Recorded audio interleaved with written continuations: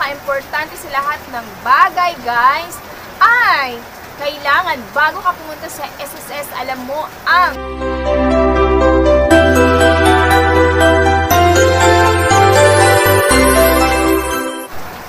Hi guys! Welcome back to Megabar GE Vlog! Ayun guys, pag-usapan natin today ang ating UMID card. Nasaan ba ang UMID card? Nawawala ba? Paano nga ba mag-replace ng UMID card? O yan, ito muna, panoorin muna natin, okay? Hi guys! Ang ingay naman na nag-train. Andito kasi ako ngayon sa SSS. Oo, ayan o. Kasi nga, nag-replace ako ng aking UMID card. Kasi matagal na kasi yun nawala. Oo, kaya pina-replace ko siya. So, ayun, nung nakaraan kasi kumuha na ako ng aking affidavit of loss. Kailangan mo yun guys, affidavit of loss. And then, 2 valid ID. Yes, 2 valid ID. Kailangan mo yun kasi nga, i-check nila kung tama talaga. Tsaka ito pa guys, pag yung telephone number mo or yung cellphone number mo pala, oo, mag-iiba. Kailangan mo pala mag-file din ng E4. Mag-file mo din pala yun para ma-update yung yung contact number mo. Hindi pala pwedeng dire-diretso lang. Ang ingay dito, grabe. Ang ingay sobra. So, yun guys, alam mo na kung ano ngayon ang kailangan, diba? Kailangan natin ng affidavit of loss, tsaka 2 valid government issued ID. Ayan guys, napaka-importante niyan. So ngayon, dahil tapos na tayo kanina, ay meron na tayo, acknowledgement receipt, acknowledgement stub. Yan. Kanina lang to guys, March 14, 2022. Ayan. So, paano nga ba mag-replace ng ating UMID card? Unang-una guys, mag-fill up muna kayo ng form. Ilalagay ko sa screen. Yung ating UMID application form.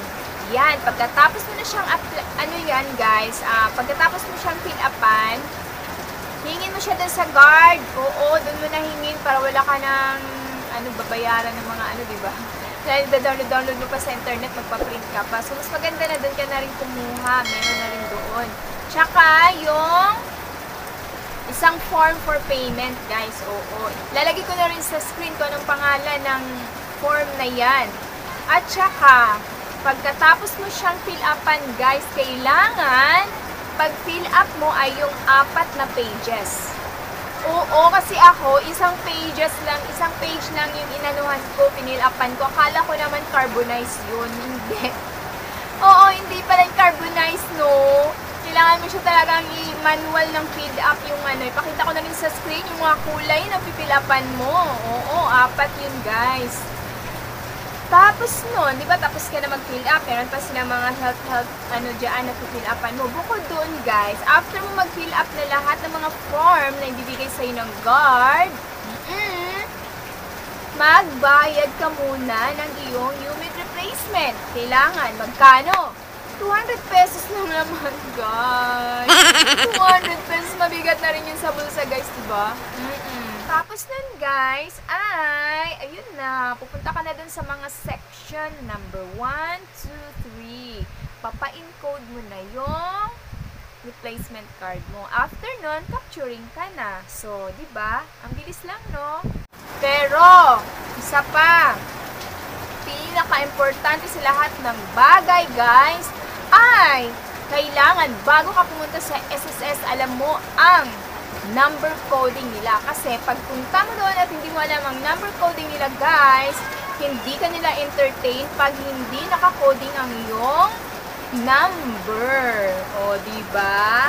Sa mga hindi stop at nagtuloy-tuloy sa panunood, ayan ang pinaka-importanting bagay sa lahat, guys. Kasi pagpunta mo doon at hindi ka nakapag-number coding, hindi ka nila entertain, papabalikin ka rin. So, ito ang number coding nila, guys. Ilagay ko sa screen. Ayan. So, ang 1, 2, 2, Monday. 3 to 4, Tuesday.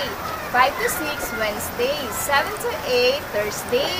9 to 0, Friday. Ayan guys, kailangan nandyan yung pooling number mo. So, kung nasa 3 ka, pupunta ka ng Tuesday.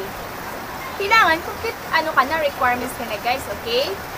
Diba, mabilis na lang yon. So, ayun lang guys. Mabilisan lang yun guys para di ka na mainip. At, mabilis ka na lang pumunta ng SSS. Hindi ka na pabalik-balik at hindi masayang ang iyong pera, pamasahe, at saka pagod. Siya. O, yun lang guys. Thank you for watching guys. Bye!